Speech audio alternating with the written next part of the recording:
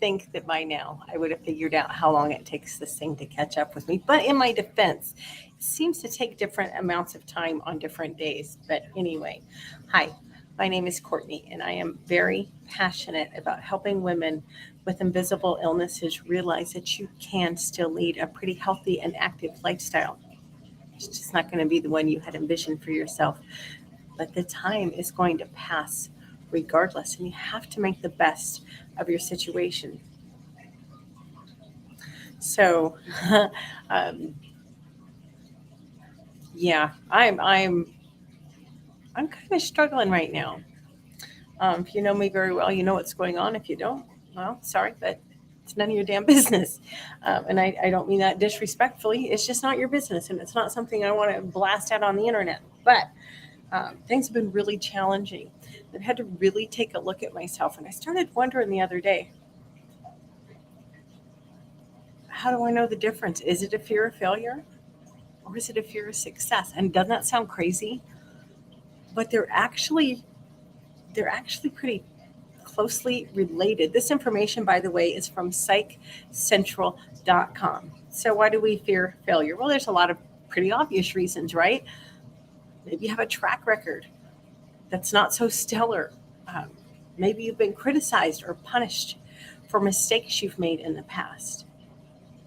Maybe you're aiming for perfection, which, by the way, does not exist. Maybe your self worth is tied to your performance and to your accomplishments. Maybe you have a sense of, of inferiority. Maybe you doubt your abilities, or you have a really narrow definition of failure and success. Got to know there's a really, there's a tremendous difference between I'm a failure and I failed to reach my goal. I mean, that seems so obvious on the surface, doesn't it? But failure is always an option. Failure is absolutely inevitable. It's just a part of life. You're never going to get away from failure. So why do we fear success? Why on earth would you ever fear success? Well, there's a lot of reasons. Maybe you don't think maybe you don't think you're worthy. Maybe you don't think you deserve to be successful. Maybe you're worried about all the pressure it's going to add. It's going to add more pressure. It's going to add more stress. It's going to add more work. I tell you, when I read that, I was like, ding, ding, ding, there you go. Maybe you're concerned about how other people are going to react. Your relationships could suffer. I mean, let's be real. It has to be someone who loves you an awful lot to be genuinely, sincerely happy for your success. Most people, shouldn't say most people, but a lot of people aren't that happy for you because inside they're jealous. And then there's always the inevitable jackass that'll say something like, yeah, well, I did it better. Or, yeah, I guess that's okay. Don't listen to those people. Other reasons that we fear success. These might sound familiar. Maybe you doubt your abilities. Maybe you have a narrow definition of success and failure. Yes, the last two for each of those were identical. Why? Because there's a tremendous overlap between the fear of failure and the fear of success. So great. What do you do about it? You have to acknowledge and accept your feelings. You have to know that you're not alone. This is something that most people have to deal with on some level. You need to look for the potential. Okay, yeah, you might fail. Okay. First of all, what's the worst that could happen? Truly, what's the worst that could happen? Your ego's chances are it's going to be a bruised ego. You'll get over it, I promise. Instead of worrying about, oh, what if I fail? Why don't we focus on, but what if I succeed? You need to appreciate the growth opportunity. Failure, it's just a learning experience. That's all it is. We put such a negative connotation on it as we get older because of our fragile little egos. But seriously, it's just a learning experience. So you tried something and it didn't work out. Now you know. Now you know that that did not work out for you. You can pick up, you can regroup, you can learn, and you can try something else. You can move on. The only failure truly is just not trying. You need to know that neither one of these things, failure or success, they don't define you. You are an incredibly complex being, and you're too complex to be put into an either or category. You need to see yourself. You need to envision yourself succeeding. Do this several times a day. This is something I actually need to get back in the habit of. And some of you have heard this before, but several years ago, my mentor asked me, what would your life be like if you were healthy? And I was just like, I don't know. I can't answer that.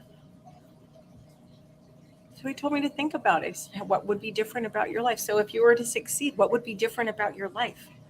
How would you feel different physically? How would you feel different emotionally? How would you feel different spiritually? What would you do differently? How would your living environment change? You need to think about these things, and you need to think about them often. And I also really recommend that you get a pen and paper and you write them down. There's just something magical that happens. And I'm sitting here going, oh, don't lecture, because I've been so bad about journaling lately. But there's something really magical that happens when we take a pen to paper. Write it down. Get as detailed as you possibly can, and keep that somewhere where you can revisit it regularly. Probably daily would be best. Redefine your ideas of success and failure. Don't fall into societal expectations. Make sure that what you're defining as success is what you truly feel is success. For some people, getting a six-figure income, that's, by gosh, that's it. That's the be all end all. They don't give a damn about their relationships. For other people, they don't care how much money they make. Their relationships, their family, that's what matters to them. That is success for them. So you need to make sure that whatever yardstick you're measuring your idea of success and failure by, you got to make sure it aligns with your values and your priorities. And that sounds kind of a, excuse me, but I know shit on the surface. But a lot of us don't do the work. We don't sit down and think these things through. And it's really easy to just adopt other people's ideas of who we should be. You need to focus on progress, not perfection. Again, perfection doesn't exist. You're never going to attain it. Quit trying to. Instead, try to be better than you were yesterday. Instead of sitting here and going, oh my gosh, I've got so far to go, why don't you look back and go, wow, look how far I've come. Look at all the work I've done on myself. Look at all these things that have improved for me. That's obviously a much more, I forgot what word I was going to say. It's a much healthier perspective to take on it. And finally, you need to remember, the more you fail, the more you're going to succeed. You can't, I get really caught into that. I get to where I won't even try. Because you know what? If I don't try, I can't fail. And then I can't be responsible for failing, which I know it's just freaking ridiculous, but I'm just leveling with you. But the more I fail, the more I'm going to succeed. It's inevitable. Anyway, I don't know if that made any sense. I have a freaking raging headache. It has just been, it's been a hell of a few days, and I'm kind of maxed out. But you know what? Tomorrow is another day, and I'm going to meditate. I'm going to say my prayers. I'm going to do some much needed, long overdue journaling. And I'm going to offer myself a little grace. I hope y'all have a great evening. I will be back Friday at 7 o'clock Central. Thanks.